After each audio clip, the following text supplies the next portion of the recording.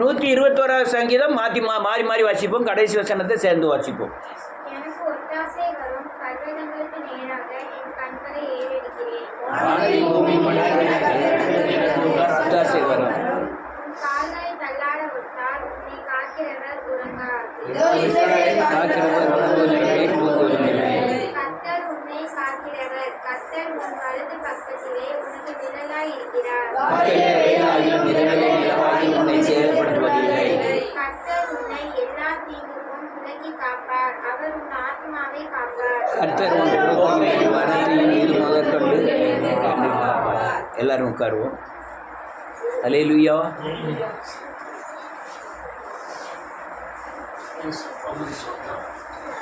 வீட்டுக்காரர் வேலைக்கு போயிருக்காருன்னா யாரு ஜான் வெஸ்லி வேலைக்கு போயிருக்கிறார்.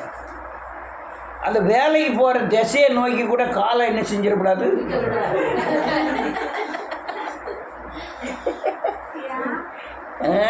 அவரை அவமானப்படுத்துற மாதிரி இன்னைக்கு கேட்க நாளைக்குனாலும் சரி நீ அப்படிலாம் காலங்களை நீட்டிடாத. அப்படி இருந்தாங்க அந்த காலத்தில், அப்படி இருந்தாங்க. வீட்டுக்காரர் வெளியே போயிருக்காருன்னா அந்த திசையை நோக்கி கூட காலை நீட்ட மாட்டாங்க. இப்போ கால் யார் மேலே இருக்கு? நீட்டு வாங்கி நீட்டுது மேலே பார்க்கலாம். அல்லேலூயா. ரைட்டு. இயேசுவின் நாமத்தினாலே எல்லா கிறிஸ்தவர்களும் அல்லேலூயா அல்லேலூயா இயேசுவை சிலுவையில் அறையும்போது யூதர்கள் எல்லாருமே அல்லேலூயா இந்த பாவம் எங்கள் மேலும் எங்கள் பிள்ளைகள் மேலும் வந்து விழுவதாக சொன்ன உடனே அவர்கள் சிதறடிக்கப்பட்டார்கள். உலகம் எங்கும் சிதறடிக்கப்பட்டார்கள். அல்லேலூயா. இப்போ நம்ம மணிப்பூருக்காக ஜெபம் பண்ணோம். மணிப்பூரில் மலை ஜாதிகள் ரொம்ப பேர் இருக்காங்க. அவங்க பூரா யூதர்கள்னு சொல்லி நத்தானியல் அவர் என்ன பண்ணிட்டார், அவ்வளோ பேரும் கூட்டி நான் திரும்பி கூட்டு போகிறேன்ட்டார் இஸ்ரேலுக்கு. அவ்வளோ அந்த அவங்க யூதர்களை பூரா நான் கூட்டு போகிறேன்னு எத்தனை ஆயிரத்தை ஒதுக்கி இடமெல்லாம் ஒதுக்கியாச்சு. வீடு இருக்க இடம், வேலை, சாப்பாடு எல்லாம் நான் கொடுக்க போகிறேன்னு சொல்லி ஜபத்தை கருத்தர் கேட்குறார். அல்லேலூயா. நீ அங்கே கிடந்து சங்கடப்படணும், இவனோட்ட கிடந்து வந்துருன்னு சொல்லி கூப்பிட்டதுக்கு ரெடி ஆகிட்டாங்க. அல்லேலூயா. அப்போ உலகம் முழுவதும் இருந்த யூதர்கள் ஒரு ஜெபம் பண்ணும்போது எருசலேமை பற்றி நோக்கி ஜெபம் பண்ணினார்கள். ஆமென். எங்க நோக்கி ஜெபம் பண்ணாங்க? எங்க மேற்க இருக்கவங்க எருசலேம் வந்து உலகத்தின் நடுப்பகுதியில் இருக்கு. அந்த நடுப்பகுதியை மேற்க இருக்கவங்க கிழக்க நோக்கி ஜெபம் பண்ணாங்க, வடக்க இருக்கவங்க தெற்க நோக்கி ஜெபம் பண்ணாங்க. இப்படி எருசலேமை நோக்கி தான் ஜெபம் பண்ணாங்க. அந்த ஜெபம் கேட்கப்படும் என்று நினைத்தார்கள். அல்லேலூயா. உலகம் முழுவதும் இருக்கிறவர்கள் அப்பப்ப ஜெபம் பண்ணும்போதெல்லாம் அந்த எருசலேமை நோக்கி ஜெபம் பண்ணுவார்கள். அல்லேலூயா. நன்றியோடு கூட துதிக்கிறேன். அதுக்கப்புறம் ஒரு கழுதை மேலே எருசலேமுக்கு போய் அவங்க ஒரு 6 மாதம் இருந்துட்டு இல்லை 1 வருஷம் கூட அங்கேயே இருந்துட்டு வருவார்கள். அங்கே பலி செலுத்திட்டு அங்கே எல்லா ஆராதனை முறைமைகளை கண்டுட்டு வருவாங்க. அப்போ வந்து பைபிள்லாம் கிடையாது. தோல்சூரல் அங்கே ஆலயத்தில் இருக்கும். அதை வாசிக்கிறத கேட்கறதுக்காக இங்கேருந்து அல்லேலூயா பிள்ளை குட்டியெல்லாம் கூட்டிகிட்டு கழுதையில் எருசலேமுக்கு போவார்கள். எவ்வளோ சங்கடம். இந்தியா எங்கே இருக்குது? எருசலேம் எங்கே இருக்குது? இவங்க போவதுக்கே எவ்வளோ நாள். ஒரு ஆள் சொல்லும்போது சொன்னார், நான் ஒரு தீவுக்கு போயிட்டோமையா, கொத்தடிமையாக போகும்போது நான் அந்த தீவே இது எதுக்கு வில்லியம் கேரி இங்கே வரும்போது அவர் எத்தனை மாதமாக வந்தார் தெரியுமா? 6 மாதமாக வந்திருக்காரு. 6 மாதமாக வரும்போதே யாராவது ஆள் இறந்து போயிட்டுனா என்ன செய்வாங்க?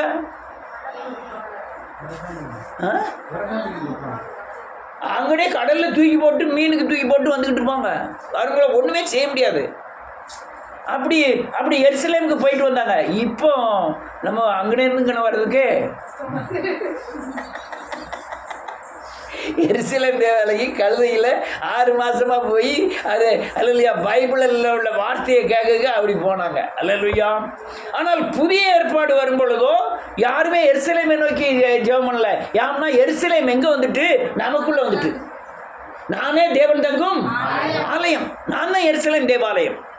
இப்போ நான் என்ன ஜெபம் பண்ணுறேன், எனக்காய் பாவங்களை சுமந்து தீர்த்து பிதாவின் வலது வருஷத்தில் வீட்டிலிருந்து எனக்காய் பரிந்து பேசுகிறார பிதா கர்த்தராகிய இயேசு கிறிஸ்து, அவரை நோக்கி பார்த்தா ஜெபம் பண்ணணும். யார் நோக்கி ஜெபம் பண்ணணும்? நல்லா புரிஞ்சுக்கணும். சும்மா எல்லாரும் சும்மா கும்பிடுற மாதிரி கர்த்தாவை சோத்திரம் சோத்திரம், நம்ம மனசுக்குள்ள எனக்காய் அடிக்கப்பட்ட சொல்லுங்க, என் பாவங்களை சுமந்து தீர்த்து சிலுவையிலே மரித்து அடக்கம் பண்ணப்பட்டு உயிர்த்து பிதாவின் வலது பரிசத்தில் இருந்து எனக்காய் பரிந்து பேசுகிற, எனக்கு நீதி செய்கிற அந்த கர்த்தராகிய இயேசு கிறிஸ்துவை நோக்கி ஜெபம் பண்ண வேண்டும். நல்லா புரிஞ்சுக்கணும். அல்லேலூயா, ஸ்தோத்திரம். வேதம் தெளிவாய் சொல்லுது. அல்லேலூயா. பிதாவை நோக்கி தேவன் அடிக்கடி ஜெபம் பண்ணாரு. பிதாவை நோக்கி தான் ஜெபம் பண்ணாரு. அப்ப அவர் என்ன ஜெபம் பண்ணாரோ அதே மாதிரி தான் நம்மளும் என்ன செய்யணும், ஜெபம் பண்ணணும். நம்முடைய ஜெபம் இங்க ஒரு வீட்டுக்குள்ள இருந்தாலும் ஒரு ரூமுக்குள்ள இருந்தாலும் நம்முடைய ஆத்தும கண்களானது எங்க நோக்கி இருக்கணும், பரலோகத்தை நோக்கி இருக்கணும். அவர் இறந்து போயிட்டார், ஜான் டேவிட்னு. அவர் ஜெபம் பண்ணும்போது, சர்ச்சுக்கு வந்து ஜெபம் பண்ணும்போது என்ன செய்வாருமா, ஒரு சேரை தூக்கி முன்னே போடுவார். போட்டு ஒரு துணியை எடுத்து அந்த சேர் மேலே போடுவார். எதுக்குன்னா அவர் கற்பனையில் இயேசுநாதர் வந்து உட்காந்துருக்காரோ அவர் முன்னால் நின்று ஜெபம் பண்ணுறோம். எனக்கு நானும் போனோன்னா இது நல்லா இருக்க அப்படின்னு நானும் சேரை போட்டுலாம் தூக்கி ஜெபம் பண்ணி பார்த்தேன். கொஞ்ச நாள் ஜெபம் பண்ணோன்னா ஒரு இதாகிட்டு, தேவன் வந்து இங்கே வந்து எப்படி இருப்பார், அவர் எங்கே இருக்காரு, பரலோகத்தில் இருக்காரு, எனக்குள்ளே இருக்காரு. இங்கே வந்து எப்படி இருப்பார், அவர் எங்கே போய் ஆகிட்டு இருக்கிறார். அவர் இல்லாத இடமே கிடையாது. நான் எங்கே நோக்கினாலும் ஜெபம் பண்ணலாம். வடக்கு நோக்கி தான் ஜெபம் பண்ணணும்னு எனக்கு அவசியம் இல்லை. நான் எங்கே நோக்கினாலும் ஜெபம் பண்ணலாம். நான் இப்போ ஜெபம் பண்ணுறது எனக்காய் மரித்து அடக்கம் பண்ணப்பட்ட சிங்காசனத்தில் எனக்காய் எல்லா தேவையும் பரலத்திலிருந்து அனுப்பி கொண்டு இருக்கிறார். அதனால நான் என்ன ஒரு யோசேப்பியா அப்பாவை எகிப்துக்கு கொண்டு வர்றதுக்கு 10 வண்டி நிறைய தின்பண்டம் கொடுத்து விட்டான். உங்கள் அப்பாவுக்கு என்ன எடுத்து கொடுத்து விட்டியா போகும்போது? இந்தியெல்லாம் பாபைக்கு போகும்போது என்ன செய்வாங்க தெரியுமா, வீட்டில் முறுக்கு போட்டு வடை போட்டு எல்லாம் போட்டு இவன் ஒரு ஆள் தான். ரயில்வே ஸ்டேஷனில் போய் கையை காட்டுறதுக்கு 10 ஆள் நிற்பாங்க. இவன் ஒரு ஆள் எல்லாத்தையும் கையை காட்டின்னு ட்ரெயினில் போய் உட்காந்து அழுதுட்டு இருப்பான், எல்லாத்தையும் விட்டுட்டு போகிறவேன்ட்டு. யோசேப்பு எகிப்து வர்றதுக்கு, கானான் தேசத்திலிருந்து எகிப்து வர்றதுக்கு 10 வண்டி நிறைய பண்டங்களை அனுப்பினான். ஏசப்பா நமக்கு விட்டுருவாரா? கேட்கறது எல்லாம் நமக்கு வரக்கூடிய இடமெல்லாம் சொல்லுங்க, நமக்கு வரக்கூடிய ஆசீர்வாதம் எல்லாம் பரத்தில் இருந்தா வரணும். பரத்தில் இருக்கிற தேவன் அக்னியா இருக்கிறாரு. அவர் அனுப்புகிறத இந்த பூமியில் உள்ள எந்த சக்தியும் தடை பண்ண முடியாது.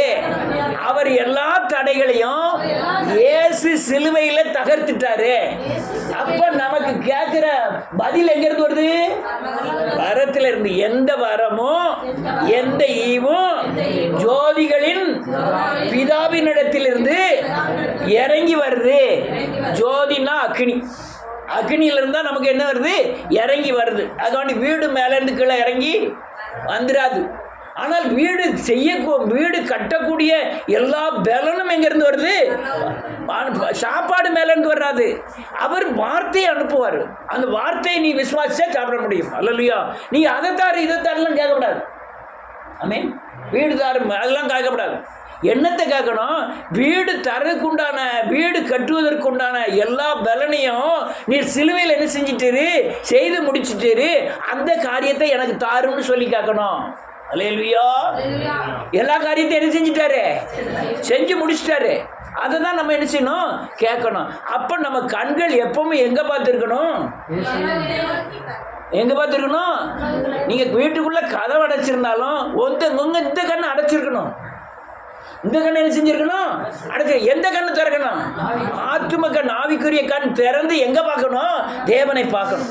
நீ அப்படி தேவனை பார்த்து கேட்கறதுக்கு முந்தி உன்னை ஆவியானவர் நிரப்பணும். ஆவியானவர் என்ன செய்யணும், நிரப்பணும். இந்த துள்ளி குதிக்கலாம் விட்டுருங்க, அது பயங்கரமான மோசமான காரியம். அல்லேலூயா. இந்த உள்ள உணர்வின்படி, உள்ள கண்டிப்பின்படி, உள்ள வசனத்தின் கொடுக்கவின்படி இப்படி ஆவியானவர் உங்களை நிரப்பி, இயேசு எனக்கு சிலுவையில் எல்லாம் செய்து முடிச்சிட்டாரு, பரத்தில் உள்ள தேவனை எனக்கு தாருன்னு சொல்லி கேட்டாதான் உங்களுக்கு காரியம் நடக்கும். என்ன சொன்ன? கடைசியில் முடிச்சது சொல்லக்கூடாது. ஆவியானவர் என்ன செய்வார்? சிலுவையை வெளிப்படுத்துவார். சிலுவையில் உனக்கு எல்லாம் செஞ்சு முடிச்சிட்டாரு. நோய்களை அவர் என்ன செஞ்சிட்டாரு? சுமந்துட்டாரு. அக்கிரமங்களை, தரித்திரங்களை எல்லாத்தையும் என்ஜாய் செஞ்சு முடிச்சிட்டாரு. அந்த செய்து முடிச்சதை நீ பரத்தில் இருந்து என்ன செய்யும்? தாருமாண்டவரேன்னு சொல்லி கேட்கணும். அல்லேலூயா. இதுதான் ஜெபம் பண்ணக்கூடிய முறைமை. வாசிப்போம் முதல் வசனம்.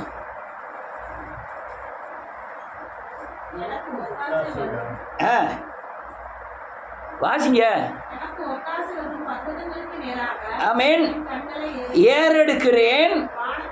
ஆமென். என்ன எழுதியிருக்கு பாருங்க. முதல்ல உங்க கண்ணு சரியா இருக்கணும். அல்லேலூயா. ஒத்தாசையான பருவங்களுக்கு நேரம் கண் ஏறெடுக்கிற கண் பரிசுத்தமா இருக்கணும், நீதியா இருக்கணும், உண்மையா இருக்கணும். அந்த கண்ணிட்டு பரலோகத்தை பார்த்தீங்களா? வானத்தையும் பூமியும் எவ்வளவு வல்லமை படைத்தவர்களுக்காக சொல்லப்படுகிறது. எந்த தடையும் இல்லாம உங்களுக்கு தருவார்னு வேதம் சொல்லுகிறது. அதுக்கு கீழப்புறம் பயங்கரமான ஆசீர்வாதம் எழுதப்பட்டிருக்கு. அதுக்கு கீழே என்னெல்லாம் எழுதிப்பாருங்க? இஸ்ரவேலை காக்கிறவர் உறங்கார், அவர் தூங்கார், அவர் உன்னை காக்கிறவர், வலது பக்கத்தில் உனக்கு நிழலாக இருக்கிறார், பகலில் வெயிலாகிலும் இரவில நிலவாகிலும் உன்னை சேதப்படுத்துவதில்லை. கர்த்தர் உன்னை எல்லா தீங்குக்கும் விலக்கி காப்பார், உன் ஆத்மாவை காப்பார், இது உன் போக்கையும் உன் மரத்தையும் இது கண்டு என்றென்றைக்கும். எப்போ நீ வானத்துக்கு நேரம் கரங்களை ஏறெடுக்கும் போதுதான், கண்களை ஏறெடுக்கும் போதுதான், கரங்களை ஏறெடுக்கும் போதுதான் வானத்தையும் பூமியும் அல்லேலூயா படைத்த தேவன் உங்களுக்கு ஒத்தாசை அனுப்பி எல்லாத்தையும் கேட்பார். ஒரு நாள் ஆபிரகாம் வயசு 100 வயசு ஆகிட்டு, 75 வயசில் பிள்ளை எல்லாரும் தெரிஞ்சதான், பிள்ளை தருவான்ட்டார். வீட்டுக்குள்ளே குச்சி வீடு தான், அந்த திரையினால் போட்டிருக்க குச்சி வீடு. உள்ளே பார்க்க அங்கே ஒரு கிழவி நிற்கா. யார்? சாரால் பாட்டிக்கு எத்தனை வயசாச்சு? 99 வயசாகிட்டு. இவன் மூலமாக நம்ம என்னைக்கு குழந்தை வைக்கோம் அப்படின்னு நினைக்கான். இவனுக்கு 100 வயசாகிட்டு. இந்த சைடு பக்கம் எலியேசர் இருக்கான், பெரிய கோடீஸ்வரன். யார்? செல்வ சீமான்னு எழுதப்பட்டிருக்கு 13ஆவது அதிகாரத்தில். இவன் நினைக்கான் இவன் தான் என் சொத்தை பூரா என்ன செய்ய போகிறான்?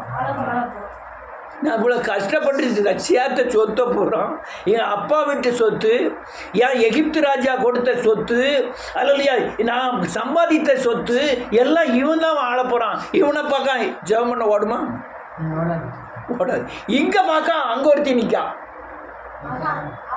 யாரு? ஆகாது. அவன் என்ன நிற்க? சாரா கொண்டுடலான்னு பார்க்கான். அற்பமாக எண்ணினாளா இவ குழந்தை பத்த வருது. அப்போ அற்பமாக என்னன்னா அவளை இழப்பமா நினைக்கா. இவன் செத்தா நமக்கு என்ன கிடைக்கும்? தலைமை பொறுப்பு நமக்கு கிடைக்கும். அங்கே ஏத்தால ஒருத்தன் நிற்கான், அவன் துஷ்டனாக இருப்பான், எல்லாருக்கும் விரோதமாக இருப்பான். 4 பேர் அந்த ரூமுக்குள்ளே நின்னவனா இதே பார்க்கான். நம்மளுக்கு அதே தான். வீட்டில் நினச்சிக்கிட்டு அங்கே கடனை பார்க்குறது, இங்கே மருமகளை பார்க்குறது, ஐயோ என்ன வார்த்தை பேசா, என்ன ஆச்சா, இங்கே பொண்டாட்டியை பார்க்குறது, என்ன இப்படி பேசா இங்கே, அதான் நம்ம இதே பார்க்காத. உடனே ஆபிரகாம் சொன்னா, ஒரு சூழ்நிலை ஆபிரகாம் ஆண்டோடு சொல்லாரு, ஒரு சூழ்நிலை உன் கிளவி சாரா, எகிப்து தேசத்தா ஆகாரு, அல்லையா எலியேசரு, இவளெல்லாம் நினைச்சாத பார்க்காத.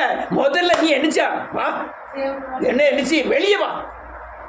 நீ பார்க்க வேண்டிய இடம் இங்கே. இந்த சூழ்நிலைகள் அல்லையா உன் பிரச்சனைகள் இல்லை. நீ பார்க்க வேண்டிய இடம் எங்க?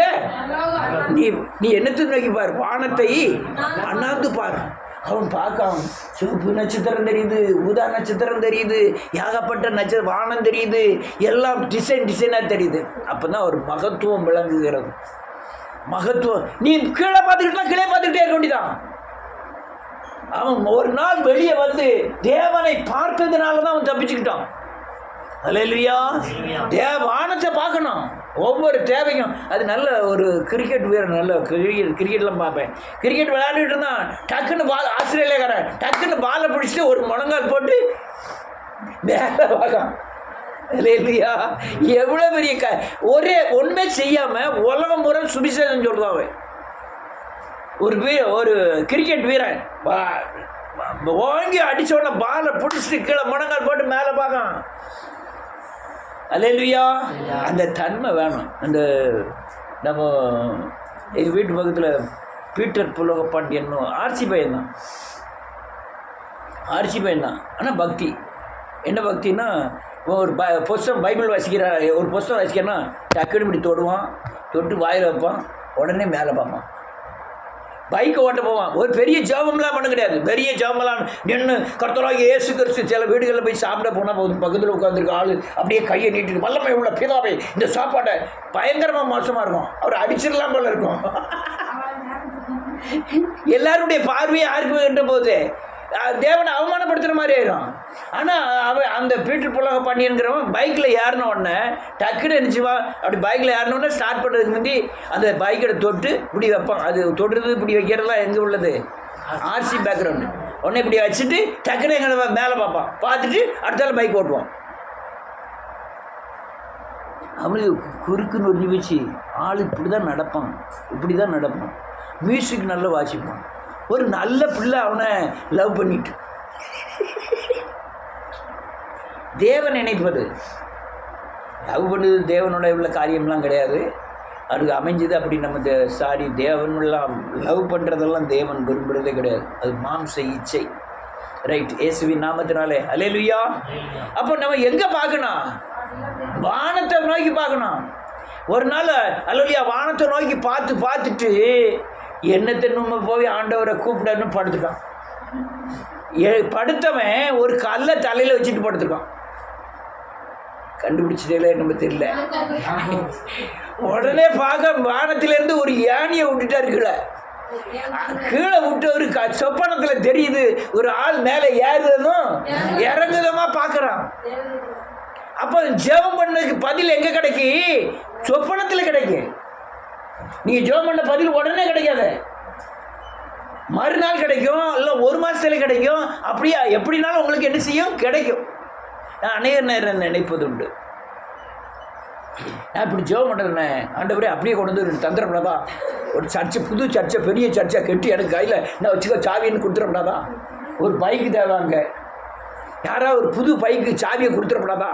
நான் நினைக்கப்பட்டேன்னு சொல்லுவேன். நம்முடைய நினைவு, நம்முடைய கிரியைகள், நம்முடைய நடத்தெல்லாம் வேற. இவன் நாகமான அப்படி தான் நினச்சான்.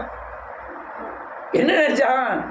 அவன் வருவான், நம்மளை தொட்டு எண்ணெயை வச்சு இயேசுவின் நாமத்தினால என்னை கையில் ஜெபம் பண்ணி அப்படியே நம்மளை குணமாக்குவான்னு நினச்சான். ஆனால் தேவ வழி நடத்தல் அது இல்லை. தேவ நடத்துதலுக்கும் இவனுடைய நினைப்புக்கும் சம்மந்தமே இல்லை. அவன் நினைச்சான் தொட்டு தான் ஜெபமாக்குவான்னு. அவன் கர்த்தருடைய வழிமுறைகள் என்ன? நீ போய் யோர்தான்ல ஏன் ஒரு தடவை முன்ன போறதா? நீ போ 7 தடவை முங்குண்ட. அப்போ நம்முடைய தேவையான நினைப்புக்கும் ஆண்டவர் நடத்துதலுக்கு என்ன ஆகுது? வித்தியாசம் வருது. அப்போ நம்ம தேவைக்குள்ள ஜபத்துக்கு உண்டான நம்முடைய அறிவுக்கு தக்கன நம்ம கேட்குறோம், ஆனால் அவர் வேற கோணத்தில் செஞ்சுக்கிட்டே இருப்பார். அல்லேலூயா. அப்போ நம்ம நடக்கிற சூழ்நிலையை குறித்து கவலைப்பட்டு ஒரு பிரயோஜனமும் இல்லை. உன் நினைவு வேற, என் வழி வேற, அவர் வழி வேற. ஒரு வசனத்தை வாசிப்போம்.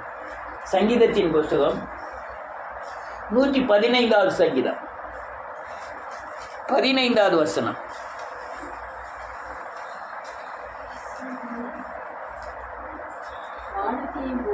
ஆமென்.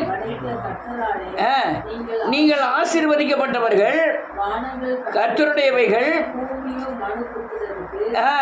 கொடுத்தார். போதும். யாருக்கு கொடுத்தார்? மனுஷன் யாரு? நான். மனுஷன் நம்ம இல்ல, மனுஷன் உலகம் பூரா இருக்கிற பூரா யாரு? மனுஷர்கள். நம்ம யாரு? மனு புத்திரர்கள். யாரு? இயேசுடைய புத்திரர்கள். அப்ப என்ன அர்த்தம்? இயேசுவினாலே மீட்கப்பட்ட மனுபுத்திரர்கள். அல்லேலூயா. வேதம் தெளிவா சொல்லுது பாருங்க. 15வது வசனத்துல வானத்தையும் பூமியும் படைத்த கர்த்தராலே நீங்கள் ஆசீர்வதிக்கப்பட்டவர்கள். அதுக்கு அடுத்த வசனம் சொல்லுது 16வது வசனம், வானங்கள் கர்த்தருடையவைகள், பூமியையோ மனுபுத்திரருக்கு கொடுத்தார். ஆசீர்வாதம் என்னது? பூமியை யார் கொடுத்தாரு? ஆளுகை செய்ய முடியாது. நமக்கு என்ன செஞ்சிருக்காரு? யாருக்கு? மனுபுத்திரா இருந்தால் இந்த பூமியை ஆளுகை செய்வீர்கள் என்று அர்த்தம். அல்லேலூயா. மனுபுத்திரருக்கு கொடுத்தார். இன்னொரு வசனத்தை வாசிப்போம். 124வது அதே சங்கீதம் 8வது வசனம்.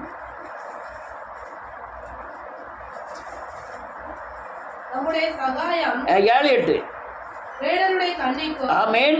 வேடனுடைய கண்ணிக்கு தப்பின குருவியை போல ஆமென். நம்முடைய ஆத்துமா தப்பிற்று, கண்ணி தெரித்தது, நாம் தப்பினோம். நம்முடைய சகாயம் இந்த எல்லா சகாயமும் வானத்தையும் பூமி படைத்த கர்த்தருடைய நாமத்தில் உள்ளது. ஆமென், நாமத்துல உள்ளது. தருவார்னு சொல்லல. இயேசுவின் நாமத்தை நீங்க அறிஞ்சுக்கிட்டீங்கன்னா இந்த வேதம் சொல்றது, வேடனுடைய கண்ணிக்கும் பாலாக்கும் கொள்ளை நோய்க்கும் நீங்க தப்புவிக்கப்படுவீர்கள். அல்லேலூயா. வேதம் தெளிவா சொல்ல பாருங்க வித்தியாசம். வேடனுடைய கண்ணிக்கும் தப்பின குருவியை போல என் ஆத்துமா உலக பிசாசுக்கும் பிசாசின் கண்ணிக்கும் தப்பிட்டு. அல்லேலூயா. தப்பினோம். அதனால இந்த மேலே எழுதப்பட்ட சகாயம் எல்லாம் வானத்தையும் பூமியும் உண்டாக்கின கர்த்தருடைய அவருடைய நாமத்தில் உள்ளது. நாமம் என்னது? எல்லாம் செய்து முடிச்சு சிங்காசனத்தில் கர்த்தராகிய இயேசு கிறிஸ்துவா வீற்றிருக்கிறார்களா, அவரது அந்த நாமத்தில் உள்ளது. அப்ப என்னத்தை நினைக்கணும்? நான் சிலுவையில் எனக்காய் மரித்து அடக்கம் பண்ணப்பட்டு உயிர்த்து அவர் சிங்காசனத்தில் கர்த்தராகிய இயேசு கிறிஸ்துவாய் வீற்றிருக்கிறார்கள் நினைச்சா இந்த வேடனுடைய கண்ணிக்கும் அல்லேலூயா நீங்கள் என்ன செய்யப்படுவீர்கள்? தப்பு வைக்கப்படுவீர்கள். அல்லேலூயா. தப்பு வைக்கப்படுவீர்கள். இன்னொரு வசனத்தை வாசி பண்ணிட்டு முடிக்கிறேன். 134வது சங்கீதம்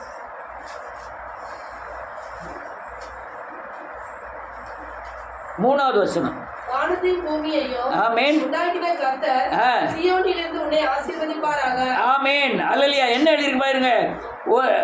உன்னுடைய உங்கள் கைகளை 2வது வசனம். உங்கள் கைகளை பரிசுத்த ஸ்தலத்திற்கு நேராக எடுத்து கர்த்தரை பரிசுத்த ஸ்தலம் எது? பரலோகத்தை தவிர பரிசுத்த ஸ்தலம் இந்த பூமியில இல்ல. இது பரிசுத்த ஸ்தலமா? பரிசுத்தமாக்கப்பட்டு கொண்டிருக்கிற ஸ்தலம். நீங்க பரிசுத்தரா?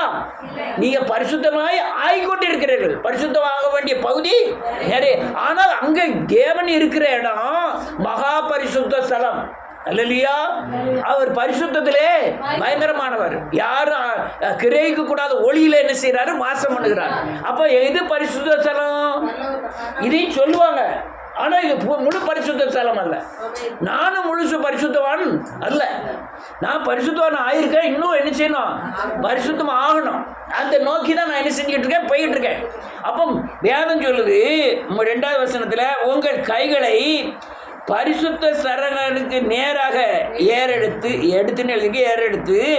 நீ கர்த்தரை என்ன செய்யுங்க? சோத்தரியுங்கள். வானத்துக்கு நேரம் தான் பார்க்கணும். உங்க ஜபம் வானத்துக்கு நேரம் தான் இருக்கணும். அல்லேலூயா. பூமியில் வந்த மனுஷகுமாரனா யாருமே வணங்கல. யாரும் வணங்குறாங்களா? எத்தனையோ சர்ச்சிலெல்லாம் போய் பிரசங்கம் பண்ணினார். உடனே ஆண்டவரை நீர் சேரில் உட்காரும், உங்க முன்னால் கர்த்தராகிய இயேசு கிறிஸ்துவின் நாமத்தினாலே நீர் வல்லமை உள்ளவர், நீர் மகிமை எல்லாம் சோத்தரிக்கவே இல்லை, துதிக்கவே இல்லை. அவர் எப்போ துதிக்கப்படத்தக்கவரான அவர் மனுஷனா வந்திருக்கிறாரு. நம்ம பாவங்கள் எல்லாம் அவர் என்ன செஞ்சிருக்கிறாரு? சுமந்திருக்கிறாரு. என்ன செய்யல? தீர்க்கலை. அப்போ பாவியான மனுஷன் நம்ம என்ன செய்யக்கூடாது? அதே மாதிரி மனுஷனை தொழுது கொண்டாலும் அது விக்கிரகம். இயேசு மனுஷனா இருந்தார்.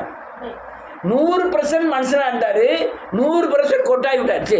100% மனுஷனா இருந்தாரு, 100% தேவனா இருந்தாரு. அவர் மனுஷனா இருந்ததுனால வணங்கப்படத்தக்கவர் அல்ல. இது கேட்டு யார் என்ன சொல்றாங்களோ தெரியல. ரைட். மனுஷனா மட்டுமல்ல, மனுஷனுடைய பாவங்களை எல்லாம் சுமந்தபடினாலே சுமந்த பாவத்தோடு ஒரு மனுஷன் இருக்கும்போது அவரை வணங்க முடியாது. அவர் மரித்து அடக்கம் பண்ணப்பட்டு உயிர்த்த உடனே அது என்னை தொடாத, நான் பிதாவின் இடத்துல போகலன்னாரு. பிதாவின் இடத்துல போன பிறகு அவர் கர்த்தராய் இயேசு கிறிஸ்துவாய் மாறினார். அவருக்கு நேரம் கரங்களை என்ன செய்யணும்? ஏறெடுக்கணும். 3வது வசனம். வானத்தையும் பூமியும் உண்டாக்கின கர்த்தர் சீயோன் என்னது? பரலோகத்துல இருந்து நம்மளை என்ன செய்வாரு? ஆசீர்வதிச்சுக்கிட்டே இருப்பாரு. இதுல முக்கிய பாயிண்ட் என்ன? நம்ம வணங்கக்கூடியது எங்க வணங்கணும்? பரலோகத்தை நோக்கி வணங்க. எப்படி வணங்கணும்? எதை நினைச்சு வணங்கணும்? எனக்காய் மரித்து அடக்கம் பண்ணப்பட்டு உயிர்த்து பிதாவிடத்துல கர்த்தராய் இயேசு கிறிஸ்துவாய் வீற்றிருக்கிற அவரை வணங்கணும். எப்படி வணங்கணும்? ஆவியின் துணையோடு சிலுவையை நோக்கி பார்த்து நீங்க பரலோகத்தின் தேவனன் வணங்கணும். அல்லேலூயா. ஏன் சிலுவையை நோக்கி பார்க்கணும்? என்னை இல்லாமல் பிதாவின் இடத்தில் அவர் சரீரத்தை கிழித்து பரலோக ராஜ்யத்துக்கு என்னத்தை ஏற்படுத்தி ஏற்படுத்தினார், வழியை ஏற்படுத்தினார். அப்போ இயேசு இல்லாம என்ன எல்லாம் பிதாவினிடத்தில் ஒருவனும் வர முடியாது. அப்போ பிதாவினிடத்தில் போகணும்னா யார் வழியா போகணும்? இயேசு வழியா. ஆனா இயேசு வழியா போனாலும் அங்க யார் இருக்கா? எல்லாம் சேர்ந்துதான் இருக்காங்க, எல்லாம் சேர்ந்துதான். இது நடைமுறைப்படுத்துதல், அதுதான் உண்மையான காரியங்கள். இது நம்ம மீட்பின் காரியங்கள். அல்லேலூயா. புரியுதா? நான் சொல்றது புரியுது மாதிரி சொல்றேன்னா இப்போ இயேசுவை கவச்சு வணங்கியிருக்க வேண்டியதானே? இது மீட்புக்காக செய்த கிரியைகள், அதுதான் மெயின். எது மெயின்? கர்த்தராகிய இயேசு கிறிஸ்துவா இருக்கிறது தான் மெயின். அதுதான் நம்ம என்ன செய்யணும்? வணங்கணும். 100 வருஷத்தை வாசிப்போம். 146வது சங்கீதம் 6வது வசனம். வானத்தையும் பூமியையும் ஆமென் சமுத்திரத்தையும் அவைகளில் உள்ள யாவையும் உண்டாக்கினவர். ஆமென். அவர் என்றென்றைக்கும் உண்மையாய் காக்கிறவர். ஆமென். போதும். வேதம் சொல்லலே, வானத்தையும் பூமியும் சமுத்திரத்தையும் அவைகளில் உள்ள யாவையும் உண்டாக்கினவர் அவர் என்றென்றைக்கும் உண்மையாய் காக்கிறவர். உண்மையாய் காக்கிறவரா? உண்மையை காக்கிற. உண்மையில என்னது? நான் நடந்துக்கிட்டோம்யா, இந்த நடந்துக்கிட்ட உண்டான பலனை அவர் தரணும். அவர் தரல, என்னைக்குனாலும் அவர் என்ன செய்வாரு? ஏன்னா அவர் உண்மையை காக்கிறவர். அவர் எப்படி செய்ய? நான் ஜெபம் பண்ணுதேன், ஜெபத்தை கேட்கிறவர். அவர் ஜெபர் கேட்டுதான் ஆகணும். ஏன்னு கேட்டா அவர் உண்மையை காக்கிற. ஜெபம் பண்ணு சொல்லியிருக்காரு, நான் ஜெபம் பண்ணியிருக்கேன். ஜெபத்துக்கு உண்டான பதில் அவர் என்ன செய்யணும்? தந்துதான் ஆகணும். அல்லேலூயா. இது உண்மையை காக்கிறவர். இந்த ஸ்தேவானுடைய காரியங்களை பார்க்கும்போது ரொம்ப இதாக இருக்கும். யார் ஒன்றும் சொல்லலாம், இயேசு கிறிஸ்து பிறந்தது அல்லையா, பழைய ஏற்பாடையும் புதிய ஏற்பாடையும் காரியங்களை வரிசையாக சொல்லிட்டு வரான். சொல்லிட்டு வரும்போது இவங்களுக்கு எல்லாருக்கும் 100க்கு வெறி கொண்டு கல்லை கொண்டு எறிய ஆரம்பிச்சிட்டாங்க. கல் மேலே ஒரு கல் பட்ட உடனே எப்படி இருக்கும்? இன்ட்ரெஸ்டாக இருக்குமே. ஒரு எரிப்பட்ட உடனே ஆவியானவர் அவனை நிரப்பிட்டார். மேல் காலில் கல்லெறி படுகிறது. அவன் முழங்கால் போடுதான், வானம் திறக்கப்படுகிறது. கீழே உள்ளது எல்லாத்தையுமே மறந்துட்டான். அப்போ வானம் திறக்கப்பட்டு உட்கார்ந்துருக்கிற இயேசு கிறிஸ்து எழுந்து நின்றார்னு எழுதியிருக்கோம். 55, 7, 55, 56ன்னு நீங்கள் அப்போஸ்தலர் நடவடிக்கைகளில் வரும். உட்கார்ந்துருக்கிறவர் எழுந்து நின்ற உடனே கீழே இருக்கிற பரிசுத்த ஆவியானவர் கிரியா செய்ய ஆரம்பிச்சிட்டாரு. கிரியை செய்ய ஆரம்பிச்சு மனக்கண்களை திறந்து மேலே பார்க்க செய்கிறார். மேலே யார் இருக்கா? பிதாவாகிய இயேசு எழுந்து நின்று இவனை வரவேற்கிறதுக்கு ஆயத்தமாகிறார். கல்லறி பட்ட வலி தெரியும் நினைக்கியோ? அவன் இந்த உலகத்திலே இல்லை. அங்கே இங்கே இருக்கிறது என்னது? அவன் சரீரம் மட்டும்தான். இப்போ நான் சொல்கிறது அநேகருக்கு ஒரு வேடிக்கையாக கூட இருக்கலாம், ஒரு பைத்தியக்காரத்தனமாக இருக்கலாம். முதல்ல கல்லெறியும் போது அவனுக்கு வேதனை இருக்கும், நான் பதில் சொல்லும் போது இதாக இருக்கும். கொஞ்ச நேரம் கழிச்ச உடனே பதில் சொல்லுதெல்லாம் விட்டுட்டான். கல்லெறிந்த உடனே கர்த்தர் ஆவியானவர் நிரப்புறாரு, வானம் திறக்கிறாரு. இயேசுநாதர் நிற்கதை இவன் பார்க்கிறான். அல்லையா, எப்படி இருக்கும்? கீழே இல்லை பட்டது எல்லாமே மறந்து போச்சு. இவன் சொல்றான், ஆண்டவர் பிதாவே இவர்களுக்கெல்லாம் என்ன செய்யும்? மன்னியும். எப்படியா சொல்ல முடியும்? இதெல்லாம் சொன்னது பூராமே இவன் வானத்தை பார்க்கும்போது பூமிக்குள்ளவர்கள் மறந்து போவோம். நீங்களும் அப்படிதான். நீங்கள் பிரச்சனையை நினச்சிக்கிட்டு ஒரு முக்கில் இருந்து அழுதுகிட்டே இருந்தேன்னு வச்சு விடுவோம். எவ்வளோ நாள் அழுதாலும் அந்த பிரச்சனை ஒரே ஒரு வழி, வானம் என்ன செய்யணும்? திறக்கப்படணும். அப்போ நீங்கள் வானத்துக்கு நேராக உங்கள் கண்களை ஏறெடுக்கணும். பரிசுத்த ஆவியான துணையோடு இயேசுவை பார்க்கணும். இயேசுவை பார்த்தீங்கன்னா படுகிற எந்த அவமானம் என்ற கல்லறியானாலும் சரி, எந்த நிந்தை என்ற கல்லறியானாலும் சரி, உங்கள் மேலே படவே செய்யாது. தேவனை மட்டும் பார்க்கலாம். அல்லேலூயா. அவர் எழுந்து நிற்பார் வரவேற்பதற்காக. அல்லேலூயா. எழுந்து நின்றா. அவன் உடனே சொன்ன இயேசுநாதர் என்ன சொன்னாரோ, பிதாவே இவர்களுக்கு மன்னியும், இவர்கள் என்னதென்று அறியாம செய்துகிட்டு இருக்காங்க. அதே வார்த்தை தான் இவன் என்னச்சுன்னா சொல்றான். அப்போ இன்னைக்கு உலகத்துல இப்படி சாகுற அநேகர் இந்த வார்த்தையை தான் சொல்றாங்க. பிதாவே இவர்களுக்கு மன்னியும் தான் சொல்ல. அது சொல்ல காரணம் என்னன்னா, இவங்க மாம்சத்துல சொல்லவே முடியாது. ஆவியானவர் நிரப்பி பரலோக ராஜ்யத்தை பார்க்கும்போது தான் சொல்லுவாங்க. அல்லேலூயா. இதெல்லாம் காரியங்கள். இந்த ஒரிசால அந்த ஊழியக்காரரை கொண்டாங்களா, அந்த வீட்டம்மா சொன்னதான். ஒரு கலெக்டரை உடனே போய் பார்த்து வீட்டில் போய் இந்த இது சொல்லதுக்கு போயிருக்காரு, ஒரு தேட்டதுக்காக போயிருக்கிற இடத்துல அந்த அம்மா சொல்லுவாங்க, இவரை தேட்டு தான். அவங்க பிள்ளைகள் 2 பையங்க, அவர் வேற 2 பையனை இப்போ சாக கொடுத்தது. பயப்படாதீங்க, இன்னும் ஆண்டவர்கிட்ட இருக்காங்க எங்கள் பிள்ளைகள்லாம் அப்படின்னு. இது தேட்ரு தான். நான் 2 நாளைக்கு இந்த ஸ்டேட்டஸ் வச்சுருந்தோம்னு தேட்ரு தானே. அது எங்கேருந்து வந்தது தெரியுமா? அந்த வானத்தை பார்க்க போய் தான், தேவனை பார்க்க போய் தான். அந்த நிலைக்கு உலக காரியங்கள் மறக்கணும், உலக வேதனைகளை மறக்கணும், எல்லாத்தையும் வானத்துக்கு நேரம் உங்கள் கண்களை ஏறெடுத்தீங்கன்னா பூமிக்குரிய எந்த காரியங்களும் உங்களை அழுத்தவே செய்யாது. கர்த்தர் உங்களை ஆசீர்வதிப்பார். எல்லாரும் எழுந்து நிற்போம்.